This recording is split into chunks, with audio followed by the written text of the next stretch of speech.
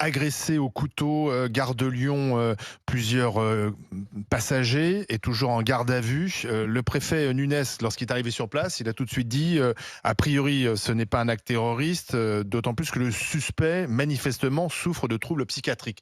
Est-ce que cette explication vous va? Qu'est-ce que vous voulez que je vous dise? Je pense que les Français ne marchent plus dans la combine. Le coup du fou ne marche plus. En tout cas, ça me semble évident. Vous savez, moi, j'ai jamais vu un fou qui disait, quand on l'arrête: «Je suis fou». Et puis, jadis, les fous se prenaient pour Napoléon. Maintenant, c'est bizarre, ils, se prennent tous pour des enfants de Mahomet et ils tuent des Français. Moi, je vais vous dire, ils sont ni fous, ils sont, ni, psychiatriquement, atteints, ni, des loups solitaires comme on a dit jadis. Il y a un mot très simple pour définir, cela, c'est celui que j'ai, inventé qui s'appelle francocide. Ce Malien déteste la France et veut tuer des Français par haine de la France. Ça, Il y en a il l'avait beaucoup dit comme sur lui. les réseaux sociaux, il Je vous l'avait le fais dit pas sur ses je messages. Ouais, je ne ouais. vous le fais pas dire. Donc je trouve que, le préfet s'est un peu déconsidéré, d'autant plus qu'il a dit qu'il était tout de suite en situation régulière, alors qu'en fait on découvre qu'il était lui aussi avec une OQTF, qui évidemment, comme toutes, n'était pas, exécutée. Donc vous savez, c'est assez simple. Je me souviens, j'étais venu il y a 2 ans, en février, là, en pleine campagne présidentielle et Charles Consigny, m'avait dit: «Ah mais vous poussez à la guerre civile, c'est honteux ce que vous faites», et cetera, et cetera. Eh ben, mon cher Charles Consigny, vous voyez, 2 ans plus tard, je ne suis pas président de la République et les meurtres s'enchaînent les uns aux autres. Ce n'est pas moi qui suis responsable de C'était tout déjà ça, le vous cas à voyez? l'époque, hein. Donc, c'est pour vous dire que Rien n'a changé. rien n'a changé, je ne vous fais pas dire. Mais c'est moi aussi qui ai déclenché ce Malien Ah et mais c'est moi pour j'ai ça pas qu'il a dit mais tué. moi C'est je moi disais pas qui ai ça à organisé l'époque. le meurtre de Lola et c'est moi qui ai organisé les émeutes après Naël, On peut etc. refaire le débat de l'époque, Non, non, si vous je vous dis voulez. simplement, vous voyez. Non, mais Moi, j'attends simplement que je vous vous. prolongeais juste les courbes de votre raisonnement, c'est tout ce que je faisais. Je Je... disais Non. attention à des raisonnements qui peuvent Et aboutir à des résultats sur l'histoire dangereux. de Je disais juste Somalia, ça. tu dis à peu près la même Bah, chose j'ai qu'Éric dit Zemmour. là, oui, oui, j'ai dit tout à l'heure que c'était un drame migratoire. Et pas seulement. Pourquoi Et pas seulement? Bah parce que tout simplement, évidemment que Charles Consigny a raison, c'est le drame de l'immigration massive. On va en parler, j'imagine, Mmh. parce que évidemment, sur 500 000 entrées légales, forcément qu'il y a tout cela, et en plus les illégaux. Donc on est submergé, envahi, moi je dis même colonisé, puisqu'il y a des endroits en France où on n'est plus en France, et donc où on vit dans une autre civilisation historique, et donc où on n'est plus, où la France n'est plus chez elle. Maintenant, on voit bien que tous ces meurtres, toutes ces agressions, il y a un fil rouge de tout ça, c'est évidemment la Mais détestation de la France et vouloir intimider les Français pour pouvoir s'imposer à eux. la loi immigration va faciliter quand même l'expulsion des étrangers délinquants. C'est en tout cas ce que souhaite Gérald Darmanin. Écoutez, prenons les chiffres globalement. Il a expulsé, Monsieur Darmanin, 22 000 étrangers. Il se targue et il se vante d'avoir expulsé 4 600, je crois, délinquants étrangers. Il a accueilli, comme je viens de le dire, et il a laissé rentrer 500 000 entrées légales. Et je ne parle même pas des entrées illégales qu'on évalue entre 600 000 et 900 000 illégaux. Donc vous voyez, les chiffres sont une telle disproportion que c'en est ridicule. Le taux d'exécution des OQTF est de 12%. Imaginez, et pour vous faire sourire 30 secondes, imaginez Bruno Le Maire venant à la télévision et dire bah écoutez, on a fait ce qu'on a pu, mais on n'a pas pu rentrer plus de 12% des impôts. Tout le monde rirait. Enfin, je vous rassure, l'administration fiscale est la dernière administration qui marche correctement en France. Mais c'est pour vous dire le scandale que constitue ce chiffre ridicule d'exécution Oui, des parce OQTF. qu'on sait que c'est pas simple. Il faut que les pays acceptent de récupérer leurs ressortissants. Mais, Euh, mais voilà, rien c'est n'est pas un coup de simple. baguette magique. Et d'ailleurs, Mais- tous les pays européens sont confrontés avec Non, non, ces non, mêmes les problèmes. Allemands font beaucoup mieux. Et rien n'est simple. Ils en délivrent moins les OQTF. Alors ils ont peut-être un Ouais, je souci connais cet d'efficacité. argument de Darmanin, qui est franchement un argument spécieux. Ça veut dire Moi, je qu'on vais ne vous veut dire, pas se donner les moyens alors. exactement. On ne le fait pas délibérément. Exactement. On Et ne veut pourquoi? pas se donner les Voilà. moyens. Parce qu'en vérité, il y a d'abord une peur de passer pour répressif. Il y a une peur d'utiliser les moyens, parce que moi, je peux vous les donner, les moyens. Je peux vous les donner, c'est très simple. D'abord, vous avez le fait de faire pression sur les visas que l'on donne aux gens qui viennent de ces pays-là, des visas de touristes. On peut très bien bloquer, d'ailleurs Macron lui-même l'a fait, pendant 6 mois, et puis après il s'est couché. Ensuite, on peut très bien bloquer l'argent qu'envoient les immigrés d'ici vers leur famille là-bas. Puis, on peut très bien aussi, si on monte encore dans l'affrontement, si les pays refusent, parce qu'il faut dire quels sont ces pays. L'Algérie, la Tunisie, le Maroc, le Mali, tous ces pays qui refusent de prendre quasiment aucun clandestin, aucun l'illégal qui vient de leur pays. Donc après, on peut monter encore. On peut saisir les biens que les dirigeants de ces pays ont en France. On l'a fait pour les oligarques russes. Et enfin, si tout ça ne suffit pas, mais moi je pense que ça suffira largement, on peut enfin, vous savez, quand ces dirigeants sont malades, ils viennent où? Ils viennent se faire soigner où? À l'hôpital américain à Neuilly.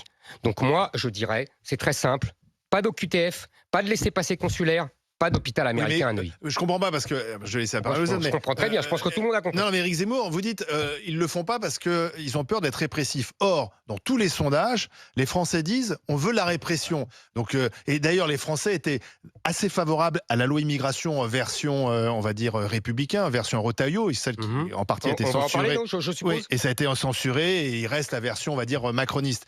Donc, je vois pas pourquoi ils auraient peur, parce que l'opinion publique est plutôt demandeuse. Parce que vous oubliez une chose.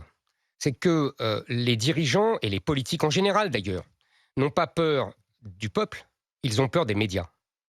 Ils n'ont pas peur de l'opinion, ils ont peur des campagnes médiatiques. Macron a peur de Libération, vraiment pas que Libération, vous savez. Pas que Libération. Une campagne médiatique peut très bien vous démolir un homme et vous démolir un politique. Ils ont tous peur de ça. Mais s'ils ont l'opinion avec eux. Ah oui. Vous croyez que, vous voyez, ça ne suffit pas. Il faut en plus, ils ont une idéologie. Il faut bien comprendre que Emmanuel Macron est immigrationniste. C'est-à-dire qu'il pense que, d'ailleurs, vous pouvez regarder dans ses déclarations. Moi, je fais très attention à ce qu'il dit. Vous remarquerez que même quand il a défendu sa loi immigration avant Noël, de quoi a-t-il parlé? Uniquement de l'immigration clandestine, uniquement de l'immigration illégale. Déjà qu'il ne règle pas. Mais en tout cas, il insiste là-dessus. Moi, je vais vous dire, l'immigration illégale est importante, mais pour moi, la plus importante, c'est l'immigration légale. C'est-à-dire les 500 000 entrées légales tous les ans. Une ville comme Nantes, une ville comme plus de Toulouse, au bout de 5 ans, ça fera la ville de Paris. 2 millions de personnes, entrées légales, qui arrivent ici, sans compter les enfants qui grandissent. Voilà ce qui envahit et colonise notre pays. Emmanuel Macron n'en parle jamais.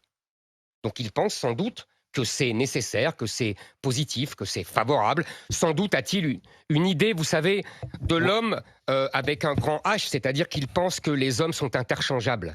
Il pense que la culture, l'enracinement, les mœurs, le passé, l'histoire n'ont absolument aucune importance et que les hommes sont interchangeables. Moi, je crois exactement le contraire. Et que si l'immigration européenne s'est bien passée à partir des années 30 et 50 et encore pas aussi facilement qu'on le dit maintenant, c'est parce qu'il y a entre les peuples européens une trame, des histoires, des mœurs en commun qu'il n'y a pas avec les immigrés extra-européens, qu'ils soient africains ou maghrébins. Je rappelle que la France est le pays qui, dans ses immigrés, a le plus d'immigrés africains.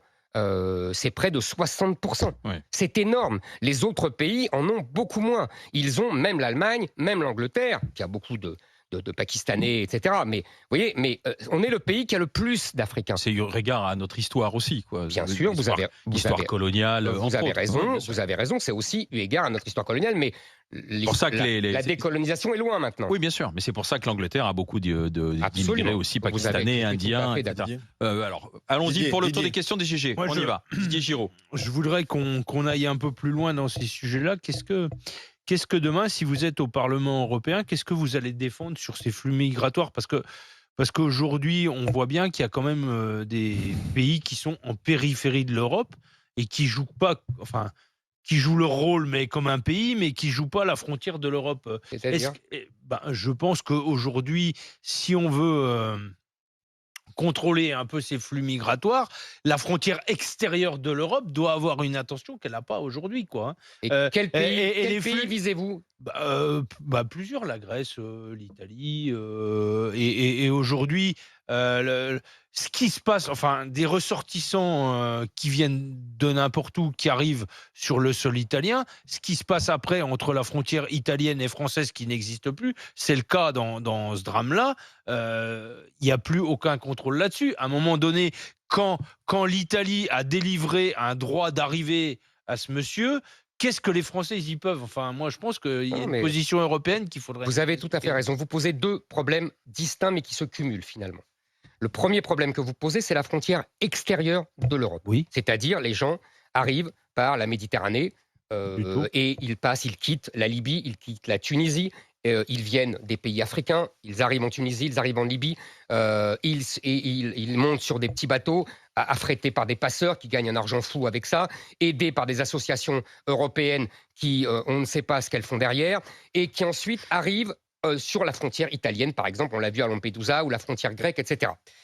Vous avez tout à fait raison. Il faut d'abord dire que ces pays-là sont absolument submergés et qu'ils sont empêchés par la jurisprudence européenne de faire quoi que ce soit. Vous savez que le juge européen a interdit aux pays et aux États simplement de refouler les clandestins qui arrivent. La France a été condamnée pour ça. Ils interdisent aussi de ne pas les accueillir sur leur territoire.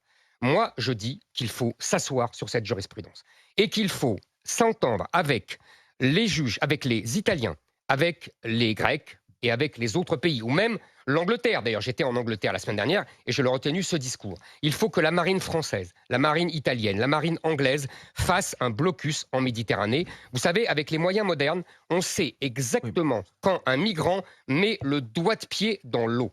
Donc on peut très bien les arrêter. Donc il faut les arrêter. Dans la Méditerranée. Ça, c'est une première chose. Deuxièmement, vous posez la question de la frontière entre l'Italie et la France. Ça, vous avez tout à fait raison. Les Italiens, depuis 40 ans, font la même chose, c'est-à-dire qu'ils arrivent chez eux et ils leur disent « Eh bien, la France, c'est par là ». Pourquoi vont-ils en France ? Parce que nous leur donnons des allocations sociales hyper généreuses, alors que les Italiens ne leur donnent rien. Que nous avons le droit du sol, alors que les Italiens n'ont pas le droit du sol. C'est pour ça que moi, je propose, et je suis le seul dans la classe politique française, de supprimer les allocations sociales aux étrangers et de supprimer le droit du sol. Donc là, je peux vous dire qu'ils ne viendront plus en France. Mais quand les Anglais nous faisaient garder les migrants à Calais, à un moment donné, il y avait aussi de la part d'États qui étaient les États finaux des voies de migration, une prise en compte du problème et alors un accompagnement qui était ou financier ou technique. Mais qu'est-ce qu'on fait, nous, à l'Europe, pour aider les Grecs, les Hongrois à garder la frontière? Je vous répète, on les aide en les aidant à bloquer la frontière. Et c'est le contraire de ce que fait la Commission européenne, qui a refusé de financer les murs que demandaient les Polonais et autres, qui a refusé d'aider les pays européens et qui, au contraire, se bat pour répartir les migrants et qui même donne des amendes aux pays comme la Hongrie qui refusent la répartition. Il faut faire exactement le contraire. Et je reviens à votre question d'originelle, c'est-à-dire que qu'est-ce qu'on ferait au Parlement ? Eh bien, justement, abattre cette Commission européenne de Mme von der Leyen, la présidente allemande, qui, elle, a été élue par une majorité avec le centre-droit, le fameux PPE, où sont les LR, et les socialistes et les Verts, qui ont élu Mme von der Leyen et qui mènent cette politique. Il faut, avec les gens de droite, qu'ils soient à ID ou qu'ils soient dans le groupe ECR, vous savez, les conservateurs, où les députés Reconquête devraient siéger, nous changer cette majorité et donc avoir une nouvelle commission. Et par ailleurs, mais on rentrerait là dans les problèmes institutionnels, il faudrait changer le statut de la commission et en faire un véritable secrétariat, parce que la commission de Bruxelles a abusé de ses pouvoirs depuis des années. Éric Zemmour, président Reconquête, vous restez avec nous. Question sur le climat dans un instant, savoir si vous roulez aussi en SUV ou pas. Puis on parlera pouvoir d'achat. À tout de suite avec les grandes gueules.